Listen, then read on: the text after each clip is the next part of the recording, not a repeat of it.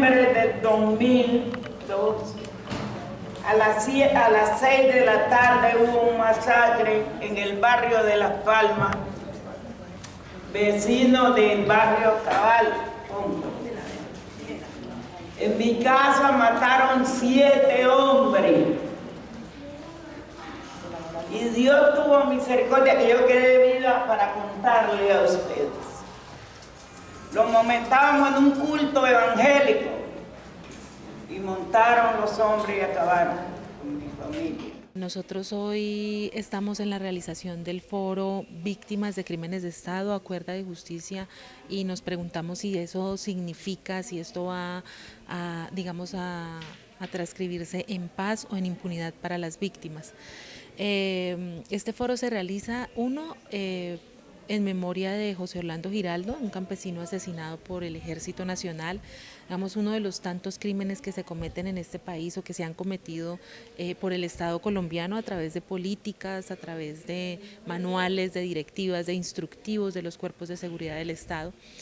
Pero nace más, digamos, desde la necesidad que existe de las víctimas de crímenes de Estado,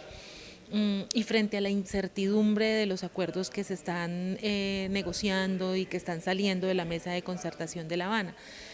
No es claro para la gente qué es lo que se está diciendo allá, y digamos que el Estado no está posibilitando la pedagogía en las comunidades victimizadas de este tipo de acuerdos. Nos encontramos en un momento muy importante de la realidad que vive Colombia, sobre todo porque el movimiento de víctimas viene asumiendo un papel protagónico, viene levantando su voz en una dinámica global que es el movimiento social por la paz. La paz es impensable sin las víctimas, la paz es impensable sin el movimiento campesino, la paz es impensable sin el movimiento indígena, sin los obreros, sin los estudiantes, sin los pobladores urbanos, sin los hombres y mujeres que habitan esta Colombia. Las víctimas están allí, entonces en ese sentido es que tiene vital importancia que dimensionemos este tipo de espacios de denuncia, de propuesta política y de proyección social. Para el movimiento social, el eje relativo a los derechos humanos, el eje relativo a las víctimas resulta fundamental, por cuanto no habrá paz posible sin la voz de las víctimas, de los que históricamente han sido acallados, de los que desde siempre han estado marginados de los procesos de negociación. En el foro se contó con la participación de 2 juristas importantes a nivel nacional e internacional, quienes refirieron el tema de víctimas y la paz en Colombia. El abogado Jorge Molano habló sobre las garantías para las víctimas en el marco de la Jurisdicción para la Paz y el contexto de impunidad una vez que sea refrendado el acuerdo de paz. En la forma en que está planteado hasta el momento, pues tenemos profunda preocupación por cuanto no existe claramente de manera expresa una garantía para que las víctimas participen. En segundo lugar, se han venido planteando una serie de requisitos y de interpretaciones que pueden resultar desfavoreciendo a los victimarios, y sobre dicha base, además con la capacidad del tribunal que se conformaría, el tiempo que está planteado, pues los escenarios de impunidad son bastante elevados. Es preocupante la forma en que está siendo planteado esto de normas especiales para agentes del Estado, en tanto lo que nos podría estar planteando es que vamos a tener el fuero penal militar de la paz, lo cual pues no es un escenario de justicia, sino que sería un escenario de favorecimiento a los criminales. Por su parte, el doctor Federico Andreu, integrante de la Comisión Internacional de Juristas, refirió las medidas de justicia de transición de países en conflicto y las garantías para superar la impunidad. Y eso ha sido justamente todo el trabajo durante los 15, 20 últimos años de elaboración de la doctrina sobre justicia de transición en Naciones Unidas, donde se plantea la necesidad que los estados que quieran superar un conflicto armado interno o un régimen autoritario, una dictadura, de tomar una serie de medidas que se llaman de justicia de transición, pero no solamente son judiciales, uno en orden a que haya verdad, a que haya justicia, a que haya reparación y reforma a las instituciones, de todos los factores que permitieron y las doctrinas que permitieron la comisión de esos crímenes. Y hay muchos estándares y normas internacionales muy puntuales sobre eso, incluso algunos que han sido codificados como el conjunto de principios sobre la impunidad de Naciones Unidas, el conjunto de principios del derecho a la reparación, etc. Es obvio que hay Lo que pasa es que hay en ciertos temas, las normas internacionales recuerdan que no puede haber impunidad de ninguna forma,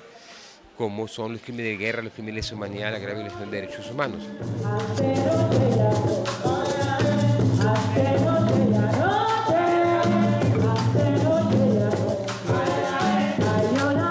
En Colombia, el 99% de los casos de la criminalidad estatal están en la absoluta impunidad y existen movimientos como el Movimiento Nacional de Víctimas de Crímenes de Estado y organizaciones de derechos humanos, sindicales, populares, sociales, que vienen exigiendo verdad, justicia, reparación integral, pero sobre todo la no repetición de estos terribles crímenes. Entonces, frente a toda, digamos, esta incertidumbre que existe, frente a los acuerdos de La Habana, las víctimas de crímenes de Estado pues nos estamos preguntando qué es lo que está sucediendo y existen muchísimas inquietudes. De ahí la necesidad de que este foro se realice, de ahí la necesidad de poner en diálogo esos acuerdos, de ahí la necesidad de encontrarnos para que reflexionemos frente a esto y que más adelante podamos proponer. Creo que es muy importante la realización de este tipo de foros, porque al fin y al cabo hay mucha desinformación sobre el proceso de paz.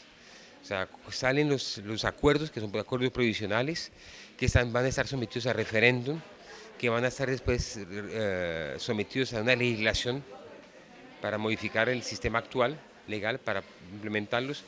Y en medio de eso, pues uno ve que hay una cantidad de distorsiones, de información tergiversada, de cosas que dice la prensa que se acordó que no están acordadas, etcétera, etcétera. Y creo que es muy importante que las víctimas, los familiares de víctimas, la sociedad civil en general, conozcan qué se está pactando, cuáles son los puntos positivos, cuáles son los puntos negativos, cuáles son los peligros, los vacíos, y por tanto, qué tareas se deben desprender ahí para garantizar que el derecho a la justicia y la verdad y la reparación, la garantía de no repetición de los familiares de las víctimas, así como de las organizaciones, sean respetadas en un proceso. Y creemos que son importantes en tanto es la posibilidad de que las víctimas se encuentren, puedan construir reflexiones colectivas, pero que también se puedan fijar unas rutas de trabajo, unas rutas en términos de cómo generar procesos de movilización, de denuncia y de requerimiento de respeto real e íntegro a los derechos de las víctimas. Soy hija de Pedro Celestino Biafara. Fue masacrado el 26 de agosto del 2000 por paramilitares del bloque Calima, al mando de alias HH. Esa fue una de las masacres que se cometieron en la carretera Cabalpombo, desde Los Guerreros hasta Buenaventura. El 22 de septiembre los estudiantes protestaban por el TLC, no a la firma del TLC, en el mandato de Álvaro Uribe Vélez. Por un mandato presidencial se le ordenó al ESMAD que ingresaran a la fuerza pública dentro del campus en un hecho de terrorismo estatal y sencillamente acorralaron a los estudiantes y esperaron que fuera ya casi de noche y apagaron la luz para disparar. Precisamente la víctima fue Johnny. Pues son hechos que nunca deben de pasar. Mi esposo Dorancel Quinaya lo mataron en el 2012. El ejército, pues él venía caminando con unos compañeros, venía desde del Naranjo hacia Juntas, pues Cisneros, y les dijeron que alto, pero como estaba oscuro, ellos no pararon y le dispararon, lo mataron. Eso fue el 4 de agosto. Mi padre fue asesinado el 11 de marzo de 2006 en el corregimiento de Golondrinas, queda a 40 minutos de Cali. Ese día, pues es importante recordar, la semana pasada, 11 de marzo, mi papá cumplió 10 años de asesinado por el batallón de alta montaña número 3, Rodrigo Lloreda Caicedo, y ese día, ese 11 de marzo de 2006, los militares llegaron a la finca donde estaba mi papá, lo asesinaron y lo presentaron como un guerrillero dado de baja en combate y le colocaron un fusil al lado y además de eso salieron a los medios de comunicación a decir esto. Entonces nosotros como hijas siempre desde el primer día hemos denunciado, por ejemplo, todas las irregularidades que se cometieron. Estamos llamando para que desde el suroccidente colombiano nos juntemos las diversas organizaciones, los diversos procesos para nutrir un espacio general del movimiento social que se plantee la construcción de una paz con una participación muy activa de los diversos tipos de víctimas que existen en Colombia.